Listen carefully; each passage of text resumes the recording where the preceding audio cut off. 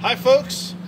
What's going on? Hey, I'm Boot. This is Phil. This is Joe Meckley With Doctrine of Ethos.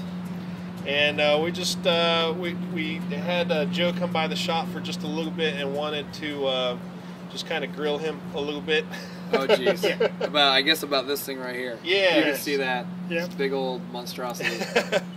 So you know, but he makes it work good. Well, some days. Some days. So folks know I've never been a huge fan of more than of bass players, you can say. Oh yeah, bass players in general.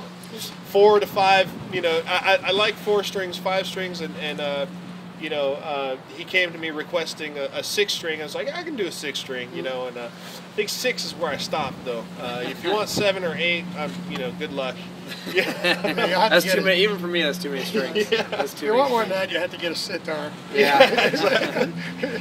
But anyway, no, I was really really enthused as to how this particular bass came out, and you know, it just at the end I fell in love with it, and I think that's real important when you're making something. You got to love what you do, you know. So, what do you think about it? Honestly, I've been as Boot knew, I've been a long time Warwick guy. So you know, when I came to him about this build, it was I knew the only thing I knew is I wanted the electronics, and if you look at it, you can see it looks like there's 2 jazz pickups, but this is actually wired as a P bass, and then this is a stacked humbucker. My band, we actually do a lot of heavier music, like proggy style heavy music, so I wanted that stacked humbucker to cut through, and then we also do a lot of cover gigs, so I wanted that James Jamerson Motown sound.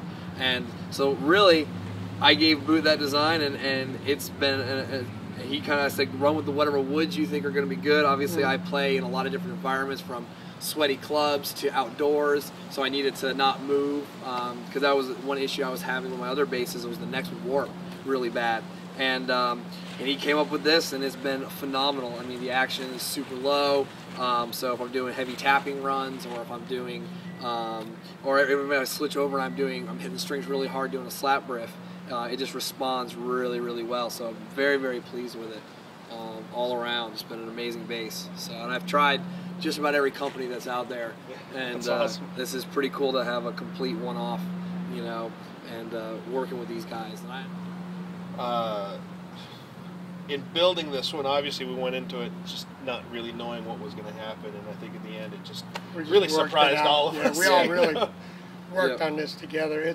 That is a group effort right there. Yeah, yeah. Massive. You know? Yeah, it is. I get comments like it's a boat oar. I was telling people it's a boat oar, you know. But and or you know, an anchor. Or an anchor. Yeah, you'll see. I don't know if you can see, but like also like the spacing of this is 19 millimeter, and most 6-string basses aren't like that. If you look at Ibanez or other companies or things like that, they're much slimmer. And I have big hands for playing upright bass, so I needed something that I could move and feel more like a 4-string. We pretty much that's what the measurements are. It's a 4-string bass, just a 6-string. A 6-string setup. Yeah. Yeah. So, it's phenomenal bass.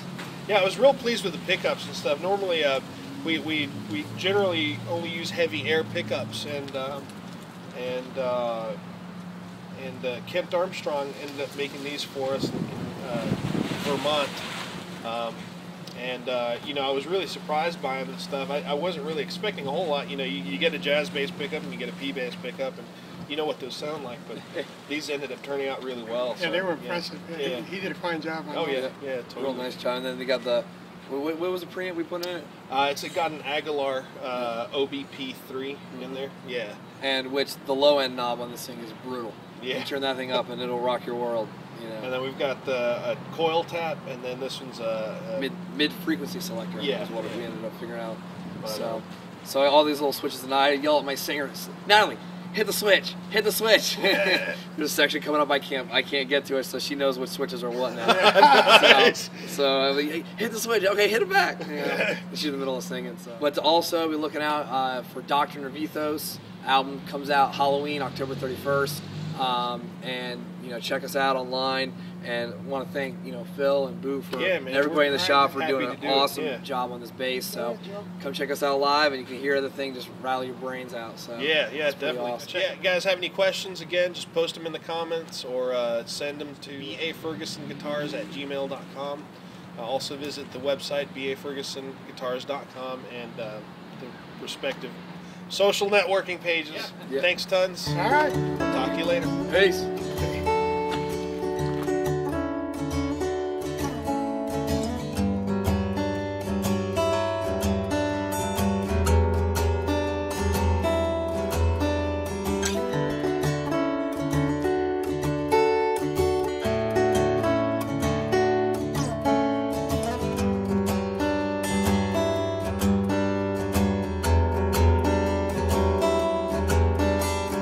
Hey, well, what color should I dye my nose hairs?